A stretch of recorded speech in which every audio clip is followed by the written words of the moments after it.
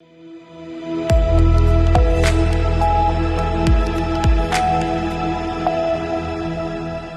के बाद फिर एक बार स्वागत है मध्य प्रदेश और छत्तीसगढ़ बुलेटिन में। आपके साथ मैं हूं श्वेता तिवारी। इस बुलेटिन में बात करेंगे दंतेवाड़ा की, जहां मनरेगा बचाओ संग्राम के तहत 1 दिवसीय धरना प्रदर्शन एवं सांकेतिक चक्का जाम का हुआ आयोजन। आगे बात करेंगे दतिया की, जहां एम्ड परियोजना के तहत रथ यात्रा निकाली गई। छत्तीसगढ़ प्रदेश कांग्रेस कमेटी के आह्वान पर 23 जनवरी को मनरेगा बचाव संग्राम के तहत बचेली के मुख्य मार्ग स्थित हनुमान मंदिर के पास 1 दिवसीय धरना प्रदर्शन एवं सांकेतिक चक्का जाम का आयोजन किया गया। ये कार्यक्रम पूर्णतः शांतिपूर्ण रहा। कार्यक्रम की शुरुआत महात्मा गांधी जी के छायाचित्र पर पुष्प अर्पित कर उन्हें नमन करते हुए की गई, जिसके साथ ही जल आंदोलन का विधिवत शुभारंभ हुआ। इस अवसर पर कांग्रेस कमेटी के कई वरिष्ठ अधिकारी एवं कार्यकर्ता उपस्थित रहे, जिनमें जिला कांग्रेस कमेटी अध्यक्ष सलीम रजा उस्मानी, इंटुक सचिव आशीष यादव, ब्लॉक अध्यक्ष राजेंद्र कुमार, साथ ही पार्षदगण एवं अन्य वरिष्ठ कांग्रेस नेता शामिल रहे। सभी वक्ताओं ने मनरेगा बचाओ संग्राम के उद्देश्यों पर प्रकाश डालते हुए जनता की समस्याओं के समाधान हेतु एकजुट होकर संघर्ष करने का संकल्प लिया। बड़े बचेली से सी न्यूज संवाददाता GL मरावी की रिपोर्ट।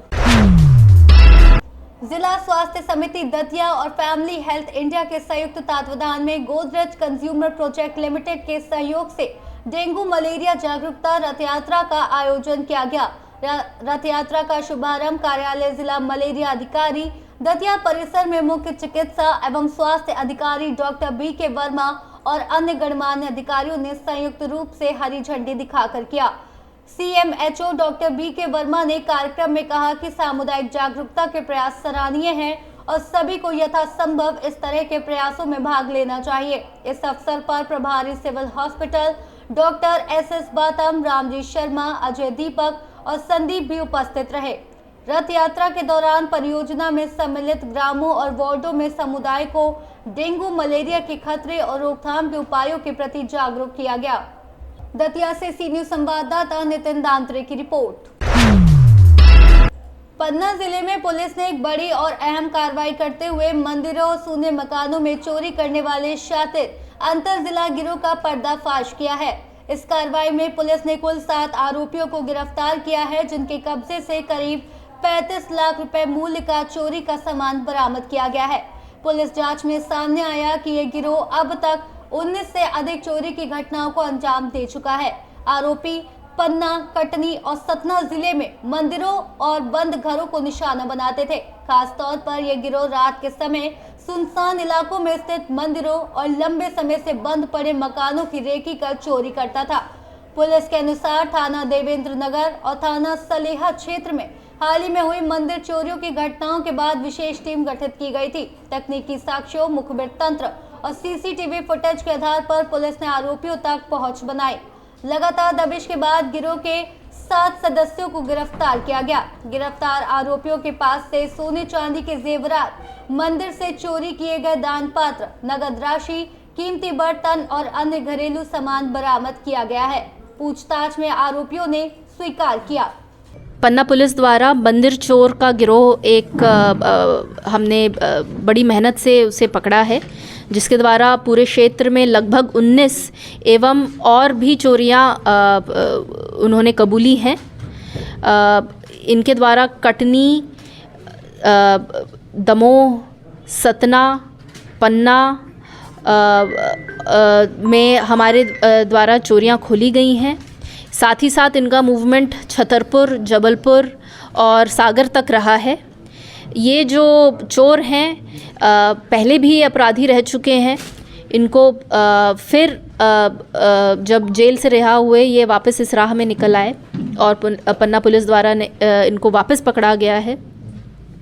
ये जो चोरी हमने ट्रेस करी है, ये पन्ना पुलिस की फ़िज़िकल और मेंटल स्ट्रेंथ का असाधारण क्षमता का एक उल्लेख है, क्योंकि इसको लगातार हमने ओवर 3 वीक्स डेवलप किया है, जिसमें कॉम्प्लेक्स टीम बिल्डिंग के साथ ही जिसमें मुख्यालय रूप से तकनीकी सहायता साइबर द्वारा दी गई और on ground support teams form करना, फिज़िकली आरोपियों को पकड़ना, घेराबंदी करना और उनको फॉलो करना ताकि उनके मूवमेंट पैटर्न्स निकल पाएँ। ये ओवर 3 वीक्स जिसमें पूरी टीम द्वारा अपनी नींद, खाना और सब कुछ सैक्रिफाइस करके इस लीड को डेवलप किया है और इन हार्डन्ड क्रिमिनल्स को पकड़ा है। तो ये बहुत ही मेहनत का परिचय रहा है। पन्ना से सी न्यूज़ संवाददाता रीना सोनी की रिपोर्ट। फरियादी जगदम्बा प्रसाद दुबे ने पवई से सी न्यूज़ भारत को बताया कि उनके पूर्वजों की कृषि योग्य जमीन पर दबंगों द्वारा कब्जा किया गया है। फरियादी के अनुसार ये जमीन उनके बाप दादा द्वारा वर्षों से खेती और फलदार पौधों के लिए उपयोग में लाई जा रही थी। यहाँ आम और इमली के लगभग 20 पौधे तथा सागौन के 10 से 15 पौधे लगाए गए थे। इसके बाद फरियादी ने सिमरिया तहसीलदार के पास आवेदन किया। तहसीलदार ने मामले को संज्ञान में लेते हुए फरियादी के पक्ष में निर्णय सुनाया और अखिलेश दीक्षित को जमीन से बेदखल करने का आदेश दिया। फरियादी ने बताया कि आज तक उन्हें जमीन पर कब्जा नहीं मिला और पुलिस विभाग भी तहसीलदार के आदेश के बावजूद कार्रवाई नहीं कर सका। थक हार कर उन्होंने जिला कलेक्टर के पास आवेदन किया, लेकिन अभी तक समस्या का समाधान नहीं हुआ। जी दादा जी बताइए, आप कहाँ से आए हुए हैं, यहाँ किस लिए आए हैं पवई तहसील? बनोली से आए हैं साहब। क्या नाम लिखते हैं अपने? जगदम्बा प्रसाद दुबे। बताते जाइए पूरे निवासी। पिताजी ग्राम मनोली, तहसील पवई, जिला पन्ना, मध्य प्रदेश। साहब मैं यहाँ आया था अपने इस लिखा पढ़ी के लिए कि एसडीएम साहब को मैंने कागज़ दिए थे जगह ज़मीन के, तो उसका कोई निराकरण नहीं हो रहा है साहब। बिल्डिंग दिन पे दिन बनती जा रही है। मेरे पिताजी दादी वहाँ रहे, सियाने बुजुर्ग, उनने 100 साल से सरकारी जगह है सर, लेकिन कब्जा किए था, हमारा कब्जा है। और अगले दीक्षित आए यहाँ से तो स्कूल बना रहे हैं, वहाँ तो पूरे स्कूल में हमारी वो जगह थी, उसके साग उनके पेड़ एड़े थे, ये सब काट कूट के अलग कर दिए हैं। और स्कूल सरकारी बन रहा है कि प्राइवेट बन रहा है सब? अच्छा, उनका स्वयं का स्कूल बन रहा है सब। और मैं भटक रहा हूँ इधर उधर, कलेक्टर साहब के वहाँ भी गया तो कलेक्टर साहब को मैं दिया। अब नए कलेक्टर साहब आए हैं तो उनको भी आवेदन देने के लिए आवेदन बनवाने आया हूँ सर। पवई से सी न्यूज़ संवाददाता सुरेश कुमार द्विवेदी की रिपोर्ट। धान खरीदी केंद्र कृष्णगढ़ में किसानों की धान खरीदी के दौरान गंभीर लापरवाही का मामला सामने आया है। ग्राम उमरहट के किसान राम नरेश गौतम ने 28 जनवरी 2026 को एसडीएम पवई समीक्षा जैन को लिखित शिकायत दी कि उनकी खरीदी हुई धान अभी तक ऑनलाइन पोर्टल पर दर्ज नहीं की गई। किसान राम नरेश गौतम ने बताया कि उन्होंने अपनी धान 1 जनवरी 2026 को कृष्णगढ़ खरीदी केंद्र पर पहुंचाई थी। उन्होंने कई बार केंद्र संचालक नवीन गर्ग से धान की तौल और पोर्टल पर अपलोड कराने के आग्रह किया, लेकिन हर बार केंद्र चालक ने बहाना बनाकर काम टाल दिया। काफी मशक्कत के बाद 12 जनवरी 2026 को उनकी 72 क्विंटल धान की तौल तो कर ली गई, लेकिन अब तक ये पोर्टल पर अपलोड नहीं हुई। किसान ने प्रशासन से मांग की कि खरीदी केंद्र की जांच कर दोषियों पर सख्त कार्रवाई की जाए ताकि किसानों को समय पर भुगतान मिले और बार बार परेशान न होना पड़े। राम नरेश गौतम मेरा नाम है। मैं ग्राम उमरहट का हूँ, किसान हूँ। और मेरी खरीदी केंद्र कृष्णगढ़ में 1 तारीख को धान ले आया था, जिसमें मेरा सिलाट 1 तारीख से 12 तक का था। और कहते कहते बड़े आके 12 तारीख को मेरी धान तोली गई और पोर्टल में ना चढ़ाई गई। इससे मेरा सिलाट खत्म हो गया।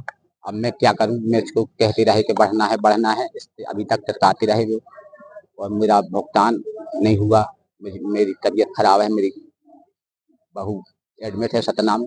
अभी धान आपकी कहाँ रखी हुई है? कृष्णगढ़ में, जहाँ भी रखे हूँ कृष्णगढ़ में मेरी धान तो ली तो वहीं मैंने दी हूँ। आज आप शिकायत देने कहाँ पर आए हैं?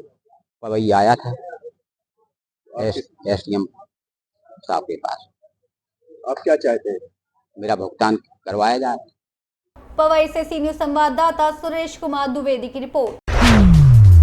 खबर सिंगरौली से है, जहां पुलिस ने एनसीएल अमलोरी परियोजना खदान क्षेत्र में हुई सीआईएसएफ जवान पर जानलेवा हमला और केबल चोरी का सफलतापूर्वक खुलासा किया। घटना 18 जनवरी 2026 की है, जब रात्रि ड्यूटी के दौरान सीआईएसएफ जवान सतीश चंद्र भारती पर अज्ञात आरोपियों ने लाठी डंडों से हमला कर गंभीर रूप से घायल कर दिया। आरोपियों ने ड्यूटी के दौरान 15 मीटर केबल तार काटकर चोरी कर ली और घायल जवान को नाले में फेंक दिया। सघन पूछताछ और जांच के बाद रामधानी सिंह और महेंद्र बैगा को आरोप स्वीकार करने पर 28 जनवरी 2026 को गिरफ्तार किया गया। घटना में प्रयुक्त सामग्री जब्त कर ली गई है, जबकि अन्य संलिप्त आरोपियों की तलाश जारी है। घटना की गंभीरता को देखते हुए पुलिस अधीक्षक मनीष खत्री ने फरार आरोपियों की गिरफ्तारी पर 10,000 रुपए का इनाम घोषित किया है। दिनांक 18/1/26 को एनसीएल अमलोरी परियोजना खदान क्षेत्र में रात्रि ड्यूटी के दौरान सीआईएसएफ के जवान प्रधान आरक्षक सतीश चंद्र भारती जी के ऊपर कुछ अज्ञात आरोपियों ने जानलेवा हमला किया था और केवल चोरी करके ले गए थे। जैसे ही सूचना थाना नवानगर को मिली, तत्काल थाना प्रभारी नवानगर द्वारा इसमें संहिता की गंभीर धाराओं में प्रकरण पंजीबद्ध किया गया। सूचना वरिष्ठ अधिकारियों को दी गई। पुलिस अधीक्षक महोदय श्री मनीष खत्री सर के द्वारा इसमें अज्ञात आरोपियों को चिन्हित करने, उनकी पतारस्सी, उनकी गिरफ्तारी हेतु 10,000 का इसमें इनाम घोषित किया गया। अलग अलग टीमें बनाई गई। सूचना संकलन, तकनीकी सहयोग और अन्य सहयोग से इसमें 2 आरोपियों को चिन्हित किया गया, जिनके नाम रामधनी और महेंद्र बैगा हैं। ये सभी मोरवा के रहने वाले हैं, थाना मोरवा अंतर्गत। इनसे पूछताछ की गई और इनके द्वारा जुर्म स्वीकार किया गया और जो घटना में प्रयुक्त सामग्री है उसको भी इसमें जब्त किया गया है। इन आरोपियों से अन्य महत्वपूर्ण जानकारी मिली है। अन्य आरोपियों के नाम भी ज्ञात हुए हैं, जिनकी पता तलाश के लिए लगातार टीमें दबिश दे रही हैं और शीघ्र ही उन समस्त आरोपियों को गिरफ्तार कर अभिरक्षा में लिया जाएगा और अग्रिम व्यवधान। सिंगरौली से सी न्यूज संवाददाता मिथिलेश कुमार यादव की रिपोर्ट। फिलहाल मध्य प्रदेश और छत्तीसगढ़ बुलेटिन में बस इतना ही। देश और दुनिया की तमाम बड़ी खबरों के लिए देखते रहिए सी न्यूज भारत।